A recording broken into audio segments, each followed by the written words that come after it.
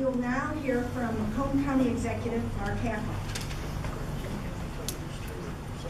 Thank you, and I would have to agree 100% with what Mayor Duggan had just got to reiterate as far as our support for the governor's plan. I was fortunate 3 years ago in having discussions with the governor in particular about our road situation. One of my new responsibilities transferring from county sheriff to county executive was dealing with roads in a completely different fashion.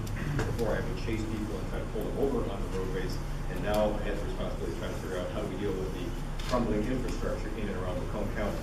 Working with our township officials, our city officials, there was absolutely no question. We had some tremendous needs for road funding. And it's interesting as I watch and I listen to people complain about their roads, a lot of those complaints and concerns were directed at your local DPWs, your county road department, and MDOT, when the reality was, as I soon found out, there was a very limited amount of funding to help support what it is they needed to get done. And it was just getting, worse every year. So the governor, and having a conversation with him, he was without question very interested in trying to figure out how does he make this as part of his main objective as the governor of the state. This isn't something that is new to him. His interest to try to figure out how we come up with road funding, and I would support what they're looking at in the Senate. They have got a great plan. I think it's something that supports not only road funding, but doesn't take away from local municipalities, and that has been a challenge for this past several years.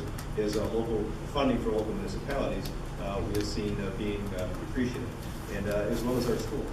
This is going to provide us not only the infrastructure necessary to support what we do here in Southeast Michigan. If you think about it, we are the area of on the planet that put the world on wheels, and yet people are afraid or embarrassed to put their wheels on our roadways here. This has to change, and if nothing else, it's going to fix our infrastructure, make us more economically viable. It's going to help increase property value. It's going to put people back to work, and without question, it's the right thing to do. I think everybody recognizes that. I'm very optimistic that I think something is going to happen prior to the end of the year, and I hope that they come together with some, if they need to, compromise with what's coming out of the House and the Senate, but at least support the governor's agenda to get this done before the end of the year. It makes sense. It's something that needs to happen. So, with that being said, I want to thank you for being here, and hopefully this message gets out to those that are in Lansing as opposed to just those that are sitting here in this room.